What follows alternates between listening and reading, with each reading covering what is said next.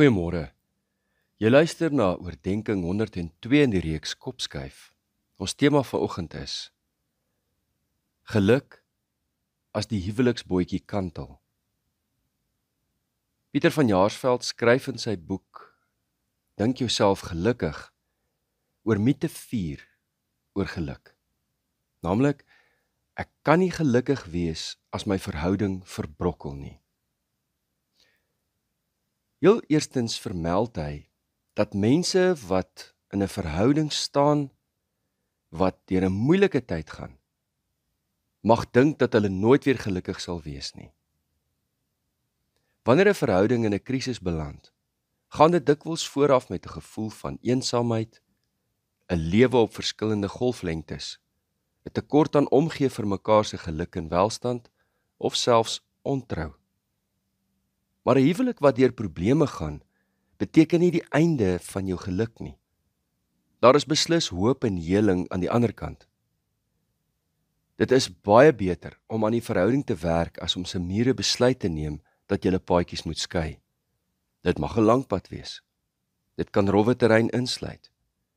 Maar twee mense wat hard werk deur 'n krisis op hulle huwelikspad, kan daarna 'n dieper en meer intieme verhouding hê as ooit voorheen. Ek wil graag uitbrei op hierdie tema vanmôre. Vir diegene wat nie weet nie, ek het in 2015 my proefskrif geskryf oor gesinsbediening, die bedieningsvennootskap tussen gemeentes en gesinne. 'n Groot deel van my navorsing het gehandel oor die huwelik, die geskiedenis van huwelikstrategieë in die Bybel, oor die eeue, en hoe die huwelik hervorm en aangepas is deur die eeue. Byvoorbeeld, Martin Luther, wat ironies genoeg 'n monnik was en later die hele reformatie aan die gang gesit het, het bykans meer oor die huwelik geskryf as enige ander tema. En hy het sodanige goeie werk gedoen dat ons nou meer as 500 jaar later presies nog dieselfde gebruike volg om mense in die huwelik te bevestig. Op 'n ander keer in 'n ander reeks sal ek 'n bietjie meer praat oor daardie interessante gebeure en waar dit vandaan kom. Maar 'n samelewing het Martin Luther en mense deur die eeue heen elke keer agtergekom. Se welstand is direk afhanklik van die kwaliteit van huwelike en gesinslewens. Ek weet, baie mense praat in ander rigtings. In die hele woke kultuur waarin ons nou leef, is daar eintlik 'n sterk aanslag op die huwelik. Ek het in my gesprekke toe ek my proefskrif geskryf het, verskeie kere myself moes verdedig, omdat ek 'n voorstander is van eerstens dat mense trou, in die huwelik saamleef, kinders het, maar ook so ver as moontlik probeer om huwelike te red. Ek is in daardie tyd verskillende name genoem, maar vloei van my af soos water van 'n eend se rug. Die navorsing wys vir ons keer op keer hoe pynlik egskeidings kan wees en hoe destruktief dit vir samelewings is as daar nie stabiliteit is in gesinne nie. Ek haal aan uit my proefskrif.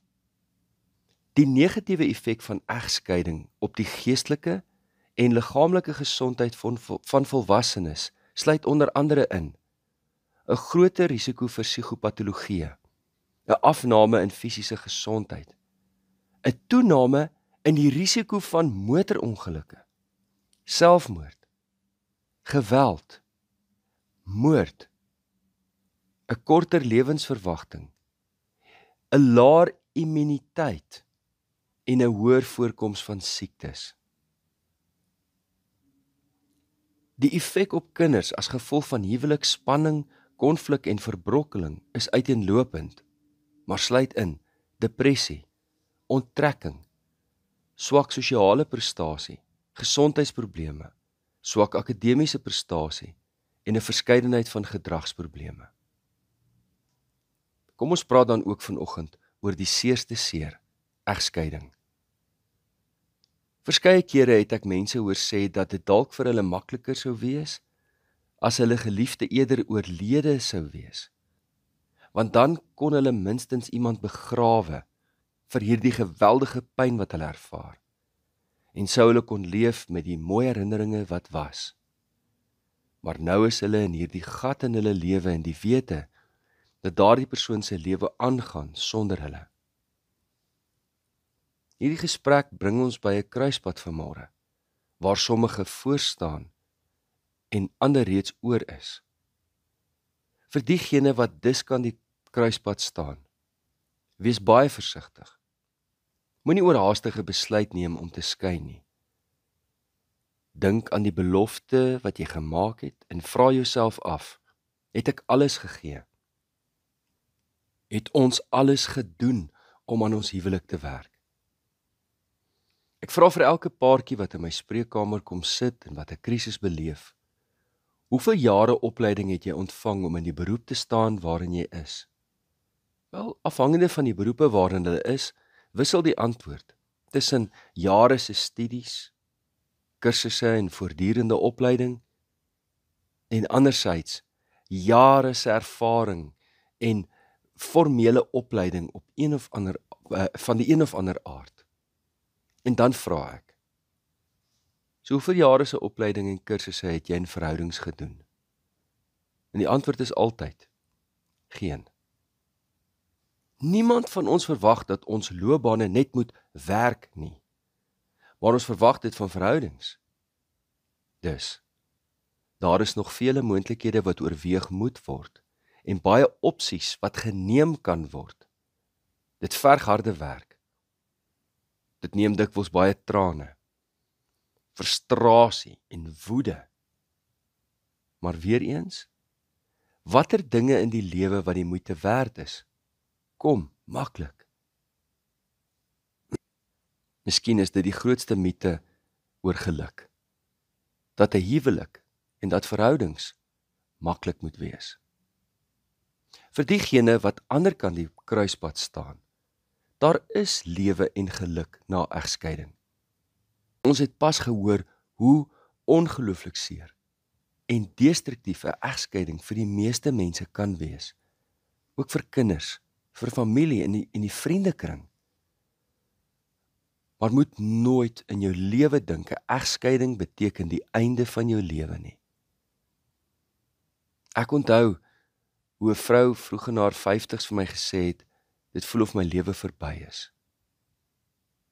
Maar met verloop van tyd en deur berading het sy toe besef, as ek op 55 iemand ontmoet, selfs 60's, dan sou ek nog 'n pad met daardie persoon kon stap en lê daar nog 20, 30 of 40 jaar se huwelikslewe voor. Moet nooit dink jou lewe is verby nie. Moet nooit dink dat as een persoon jou hart gebreek het, daar nie meer iets is soos liefde nie.